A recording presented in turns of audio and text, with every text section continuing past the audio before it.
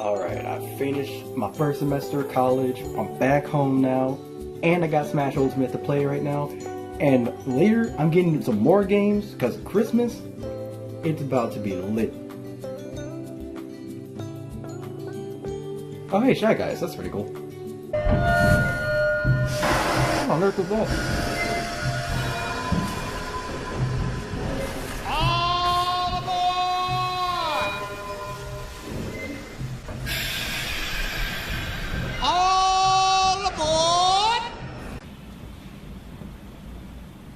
I don't like where this is going.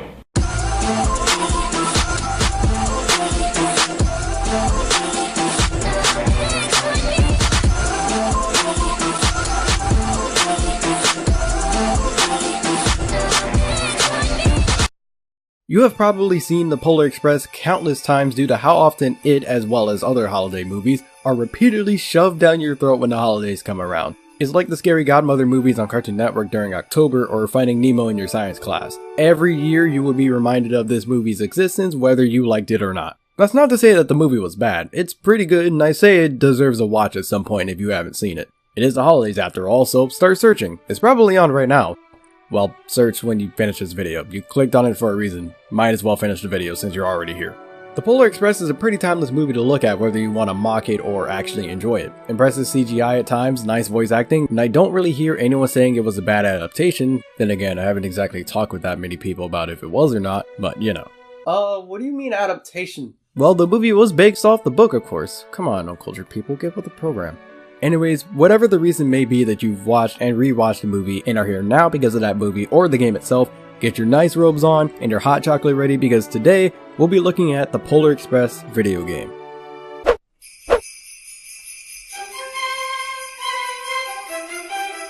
On Christmas Eve, a boy named... Oh, right, I forgot. Almost every character in this movie doesn't have a name. Yeah, that's fun when I'm giving a review. So, since calling him Hero Boy as he's quote-unquote named is stupid, and reviews for this game just make up a random name for the characters, I'll do the same and call our main character Randall, because he looks like someone named Randall I knew back in middle school. Anyways, Randall wakes up on Christmas Eve and finds a magical train outside with a conductor, who we'll call Tom Hanks because he's voiced by him. Tom Hanks tells Randall that the train is going to take him to the North Pole to find out the truth about Santa Claus, and Randall gets on despite how creepy this whole scenario sounds. Totally not trying to kidnap this 10-year-old kid for any bad reasons whatsoever, Mr. Conductor Man. Aboard the train, an Ebenezer Scrooge puppet wants to get the kids kicked off of the train because they feel that Santa Claus is more important than enjoying toys. To do so, he takes the kids' tickets because if Tom Hanks finds out that a kid doesn't have their ticket, then they will have to be kicked off the train. Or, to be more accurate, thrown off the train. Randall actually has to save the main girl character, who we're just gonna call Olivia, from getting thrown off after she's caught without her ticket. Randall has to get back the tickets from the toys so that no one gets kicked off the train and make it to the North Pole. Eventually, he takes down the Scrooge puppet and they all make it to the North Pole.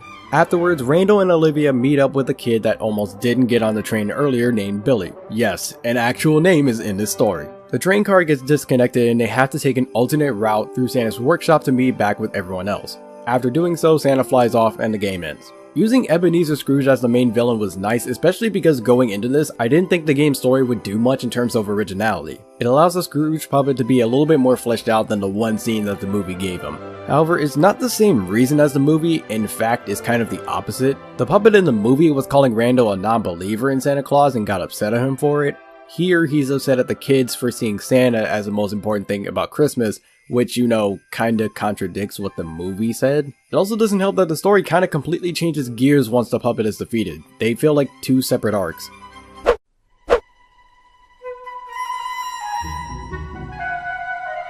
The character models' faces are really ugly. The only ones that look good are the Scrooge puppet, the conductor, and Smokey. That's this guy, by the way. Anyone else that looks like a normal human being doesn't have a good face, which is my main issue with the models. There are only a few voice actors that reprise their roles in this game, those being Olivia, the know-it-all kid, who I'm just gonna call Ethan, and a side character. The voice acting, unfortunately, isn't that good either. Now, sounding like a kid isn't the easiest thing in the world. I'm not saying that it is. Voice acting is a really difficult thing to do, especially to be really good at it. But almost everyone here sounds like they have the speech pattern of Dora the Explorer. Whoa! Now that's impressive. I hope you can help me.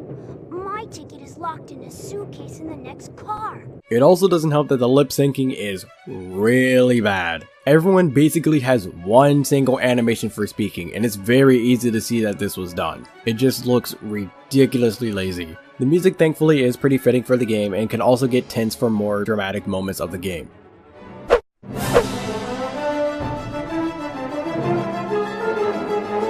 Rando goes through parts of the train doing a lot of minigames to get rid of the toys so that he can collect the tickets. He participates in food fights, Pong, and just flat out defeating the toys by throwing other toys at them. That last part sounds like something out of God of War. There's also skiing down a mountain, controlling a runaway car, this nausea-inducing thing, and dancing. Yes, dancing. It's not as good as you think it is, and you probably don't think it's good in the first place. When he's not in the super tight confinements of the train, Rando does a bit of platforming involving switching conveyor belts and magical floating presents. For some reason. Throughout all of this, you'll be able to collect coins. Collecting 20 of these coins will give you an extra life. There are also parts of toys lying around throughout the train and other various locations in the game. Collecting all of the parts of a toy will give you a bonus feature like cutscenes, music, and a tube racing and tennis challenge.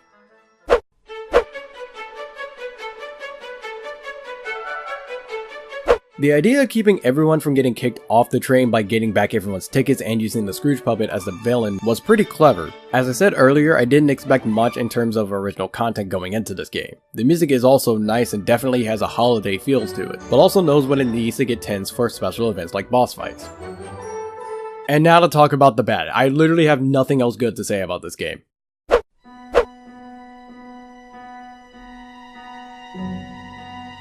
This game uses clips from the movie. If you've seen my Chicken Little review already, you already know I have a gripe with games doing this. It clashes with how everything looks in game, and to me it feels lazy and rushed out so that it can be profited off of the movie. However, this game manages to be even worse than the things I mentioned in the Chicken Little review. The voices in the movie cutscenes are not the same as the original film. Now on paper, that might not sound too bad.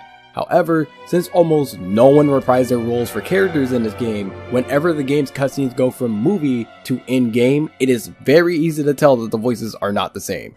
I hop aboard this rattler anytime I feels like it. I own this train. You know, it's pretty dangerous up here, but I'm impressed that you managed to get this far. For me personally, if you can't get the voice actors back, just have them revoice it. It will make it at least more consistent. Rando acts incredibly out of character in this game. In the movie, he does some heroic acts and that's perfectly fine. In fact, this game also has those moments from the movie. However, he also had other character traits. He was skeptical, curious, and not very talkative, but he still did what he felt was right. The game takes his heroism aspect and makes him to be this superhero persona and that he can't let anyone down or everyone's depending on him. Some of the things that this kid says, he would never ever say in the movie, let alone as often as he does here. That girl was depending on me. I'm not going to let her down. I've come to get my friend's ticket back. If you want to stop me, you better do it now. In fact, the movie's cutscenes and the game itself also show how contradicting his personality is. The conductor also acts strange. At one point, a part of the train has his roof blown off and when he walks in, it's like he doesn't even notice it. He cared so much for a train being stopped, 2 times by the way, so you would think that he would care about a part of the train being basically destroyed, but no. He just serves everyone hot chocolate. Aside from you gotta give people hot chocolate. Also, the minigame for this sucks too. You better have gotten that hot chocolate I told you to get earlier, because that's the only hot chocolate worth anything this entire video. The fact that most of this game is basically just mini-games and there's like 3 levels of platforming instead of feeling like a mix between the two, the game feels like it doesn't really know what it's trying to be. I didn't have much in the gameplay segment of this video to talk about, and it's because of how much of this game is just mini-games, and the gameplay section is usually one of the longer parts of these reviews. Not only that, the mini-games are often boring because they're really easy, or some of them are even repeats of other mini-games. And then the platforming isn't all that good either because it's clunky and I often felt like I didn't know where I was going, or some obstacles were just cheap in hitting me. And there's not even that many full-blown platforming levels in the game, so you can't even get much better at it than when you start. And after everything, the game isn't even satisfying to finish. with a lot of games, I'll at least be satisfied beating the game because it's over with, and I'm either happy with the result or don't have to play the game again. However, this was neither of those feelings, and that's a really bad thing. The reason why is because all that happens is that you see Santa fly off and the game just ends. Roll credits. You don't talk to him at all, there's no confrontation with him. The kids don't even go home. They're just stuck there at the North Pole. They're probably freezing up there right now. And what's worse about this is that this is the shortest game I've done on the channel so far, but while I was playing the game, it did not feel like the shortest game I've played. A lot of it either made me angry or bored. This game is only about 2 hours long, and I hated most of it. I overall felt like I had gotten kicked in the face because the ending was so rushed and over with. It felt like the game itself wanted it to be over as much as I did.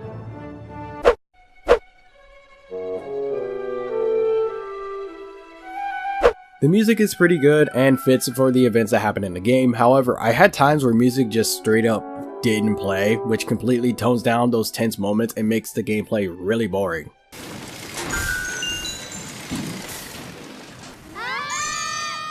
I don't know why this happens. Maybe it's just what I'm doing for recording it, but at the same time, it happens and it's really awkward when it does.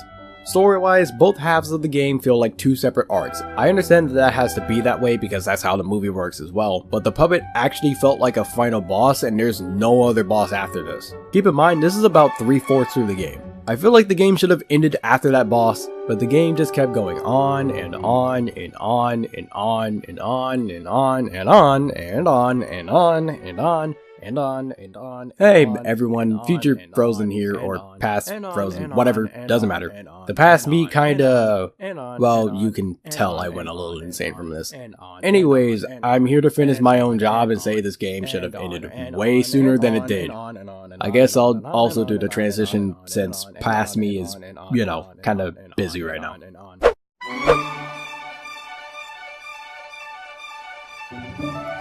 This for me is one of the worst, if not the worst license-based game I've ever played for almost every possible reason.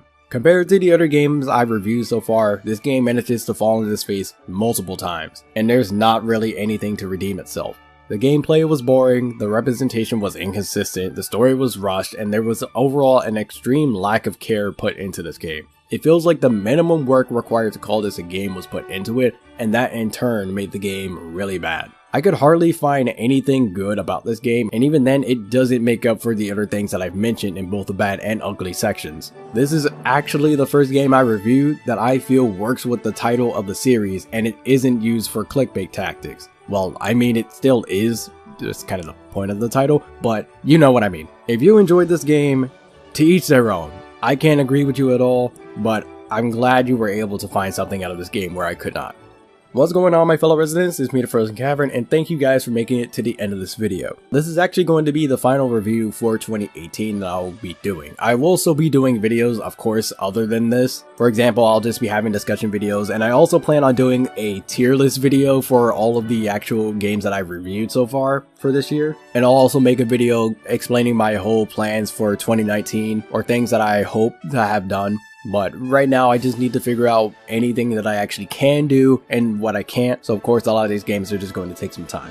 But regardless, I have my social media in the description. There's my Twitter, my Instagram, Facebook, and Discord. They're all in the description, so make sure you go to those. That way you'll be updated on whenever I upload a video. And you can also see more of the memeing that I do on those social medias if you're interested in that. And also, I hope you guys have a very happy holidays. Regardless of whatever it is that you celebrate, I hope that whatever you guys are doing is going to be fantastic. And again, reviews will continue in 2019. So until the next video, take care. I want you for a